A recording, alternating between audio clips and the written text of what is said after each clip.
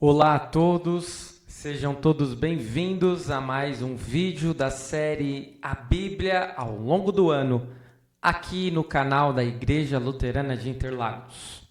É uma alegria ter você conosco para mais um episódio desta série.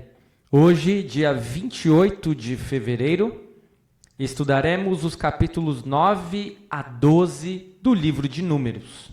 Vamos juntos? Iniciando então pelo breve resumo dos capítulos.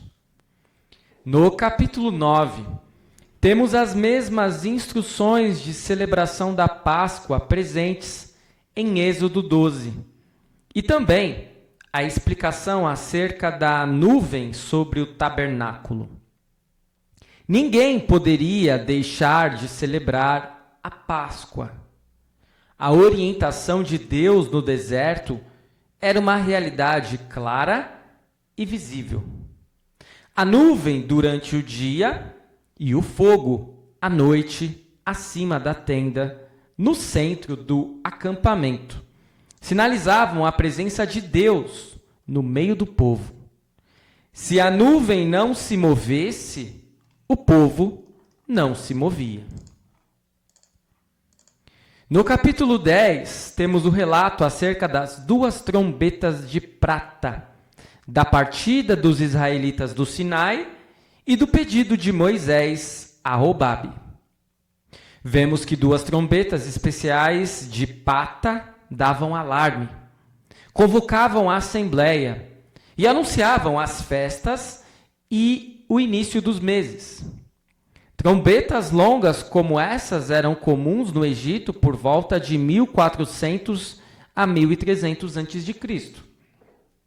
Cerca de 3 semanas após o censo, vemos que os israelitas levantaram o acampamento e deixaram o Monte Sinai. O cunhado de Moisés, Hobabe, foi com eles como um guia. No capítulo 11, percebemos como Moisés tem um duro trabalho com o povo. No início, o gosto do maná, parecido com biscoitos de mel, era muito bom. Porém, com o tempo, a monotonia e a repetição do mesmo prato tornam o maná intragável. Os israelitas sentem saudades da abundância de peixes e legumes do delta do Nilo. Deus, então, concede toda a carne que eles desejam por meio de codornizes e até mais. Com a fartura, veio também o juízo pela atitude de reclamação dos israelitas. E, finalmente, chegamos ao último capítulo de hoje, no capítulo 12. Temos a rebelião de Miriam e Arão contra Moisés. O motivo real da discussão não parece ser a esposa de Moisés, mas sua posição de liderança. Como Miriam foi a única pessoa castigada, supostamente essa contestação partiu dela. Moisés ficou em silêncio, mas a resposta de Deus foi um notável tributo prestado a seu líder.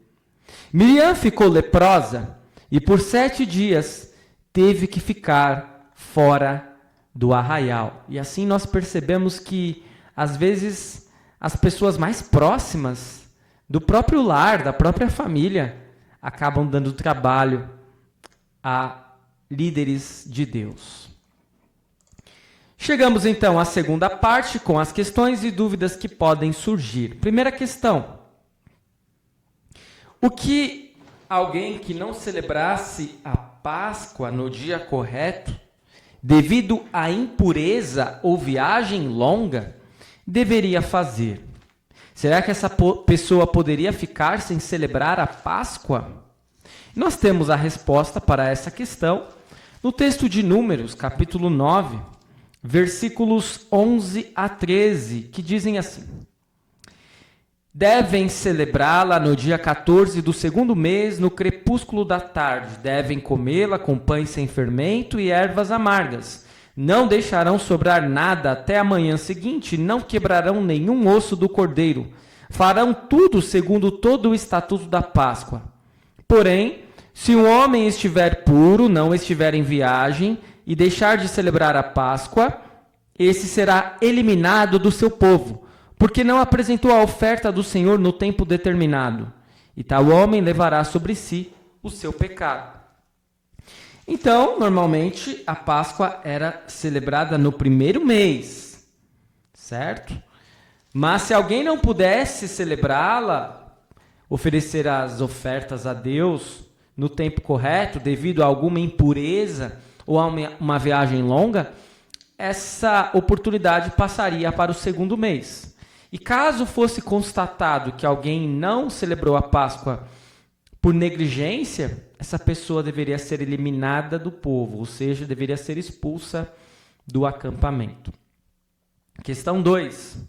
Um estrangeiro também poderia celebrar a Páscoa? Existia alguma distinção? Sim, um estrangeiro poderia celebrar a Páscoa. Não havia distinção e ele deveria celebrar segundo todos os estatutos. Isso denota como Deus ele se agrada também dos estrangeiros, senão ele proibiria um estrangeiro de celebrar a Páscoa. Questão 3. Qual era a função da nuvem sobre o tabernáculo e o que isso denota?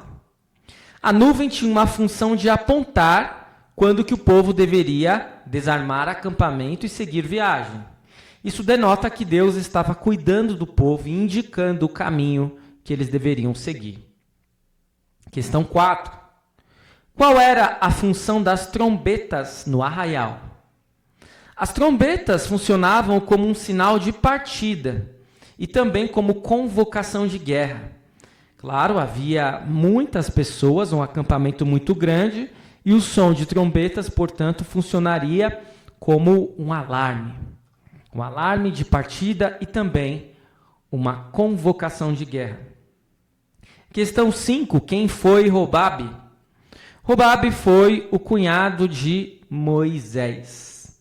E ele vai auxiliar como um guia quando eles saírem lá do Sinai, da península do Sinai. Questão 6. Quais eram as principais queixas dos israelitas a Deus no deserto?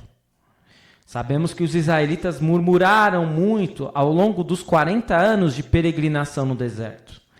As principais queixas, especialmente neste episódio de Números 11, está lá nos versículos 4 e 5, que diz assim: E o populacho que estava no meio deles veio a ter grande desejo das comidas dos egípcios.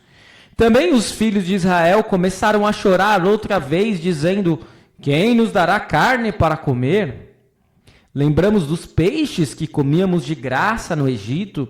Que saudade dos pepinos, dos melões, dos alhos silvestres, das cebolas e dos alhos. Mas agora a nossa alma está seca e não vemos nada a não ser este maná. E aí nós percebemos que os israelitas queriam voltar para o passado. Não se importavam se eles eram escravos, simplesmente porque eles tinham comida em abundância, ou pelo menos numa maior diversidade do que agora, peregrinando no deserto. E muitas vezes somos como esses israelitas. Preferimos a nossa vida anterior a Cristo e à fé. Por quê? Porque poderíamos fazer o que bem entendíamos, porque tínhamos muitas coisas em abundância, inclusive aquilo que nos dava prazer. E volta e meia isso pode ocorrer conosco.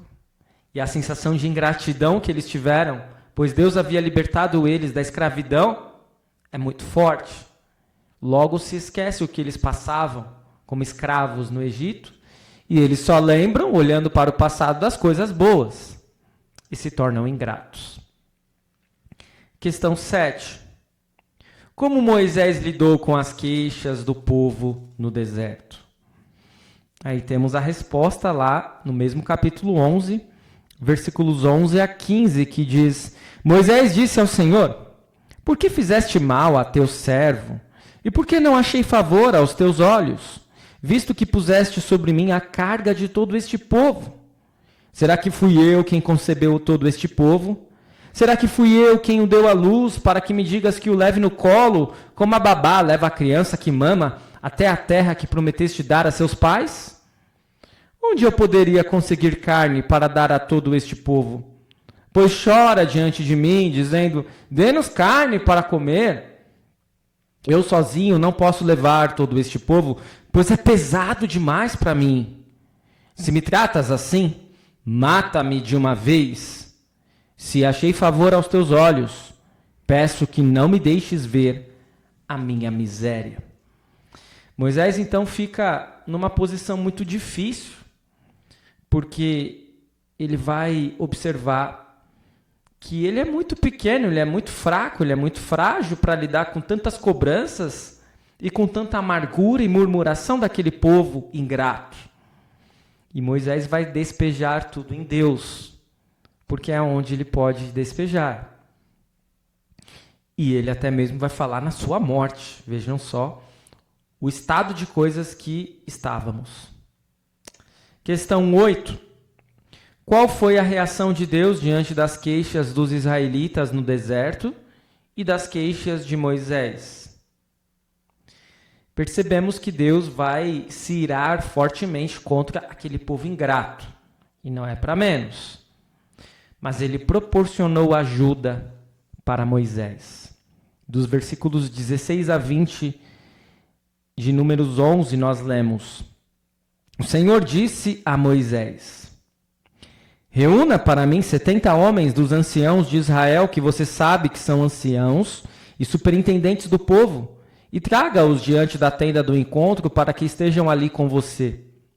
Então descerei e ali falarei com você. Tirarei do espírito que está sobre você e o porei sobre eles. E eles ajudarão você a levar a carga do povo, para que você não tenha de levá-la sozinho. Diga ao povo: santifiquem-se para amanhã e vocês comerão carne. Porque vocês choraram aos ouvidos do Senhor, dizendo: quem nos dará carne para comer? A vida era melhor no Egito. Por isso o Senhor lhes dará carne e vocês poderão comer. Não comerão 1 dia, nem 2 dias, nem 5, nem 10, nem ainda 20, mas 1 mês inteiro, até que saia pelo nariz, até que fiquem com nojo dela. Porque vocês rejeitaram o Senhor que está no meio de vocês e choraram diante dele, dizendo: por que saímos do Egito? Então Deus vai ser bem duro com o povo, mas vai proporcionar ajuda para Moisés por meio dos 70 anciãos. Questão 9.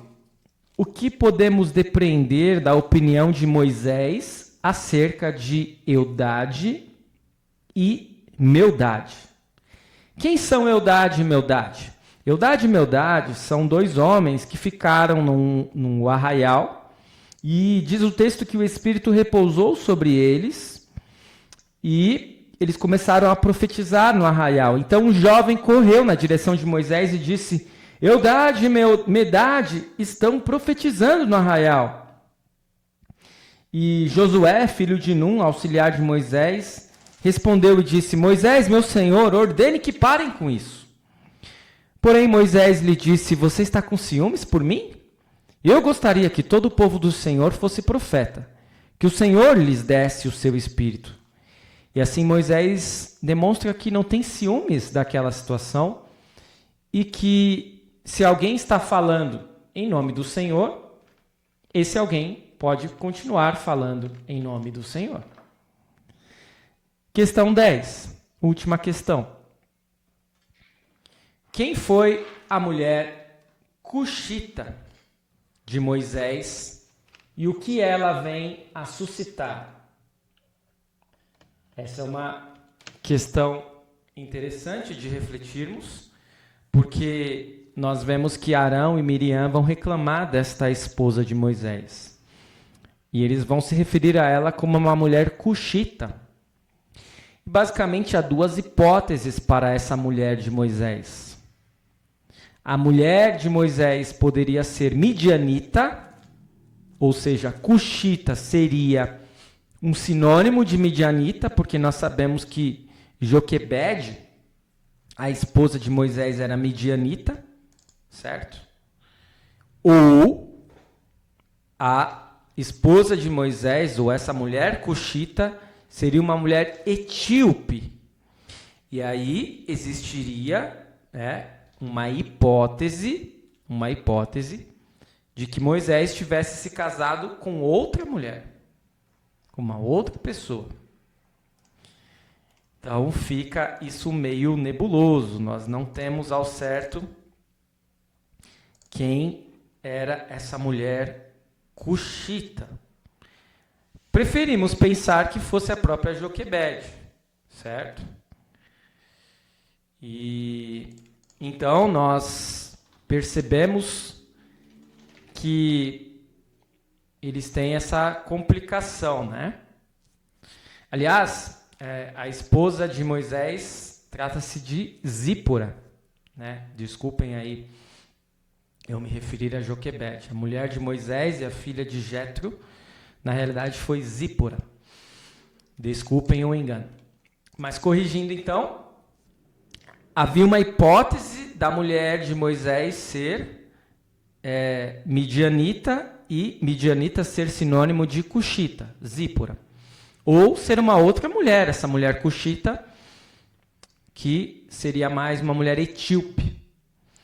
Mas mesmo que Moisés tivesse contraído um novo matrimônio, Arão e Miriam não poderiam ter se insurgido contra ele, porque ele foi um líder escolhido por Deus. Portanto, existe uma situação de rebeldia que é condenável nos irmãos de Moisés. Certo? Isso de questões e dúvidas que poderiam surgir. Vamos agora para os aspectos teológicos. Temos bastante assunto aqui, muito pano para manga, por isso 7 aspectos teológicos. Primeiro, Deus ordena a Moisés a celebrar a Páscoa novamente como um memorial da grande libertação dada pelo Senhor.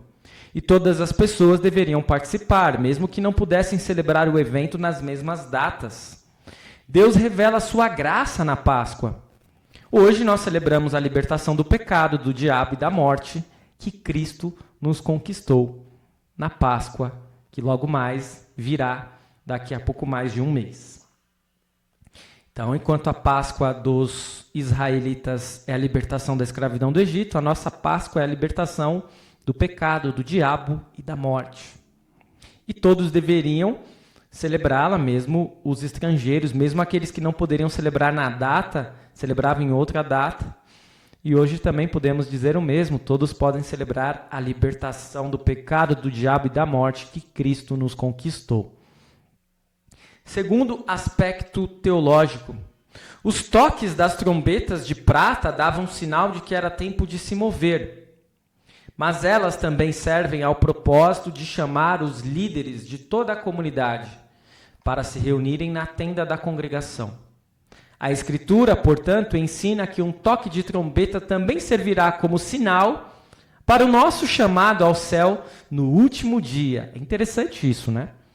O mesmo toque de trombeta que os israelitas ouviam no arraial, para eles se moverem ou para eles partirem para a guerra, será ouvido por nós no último dia, quando Cristo retornar.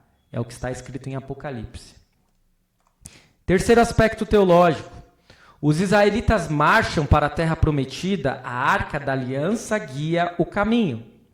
O Senhor lida de forma gentil com seu povo, provendo constante direção e adequada liderança ainda hoje.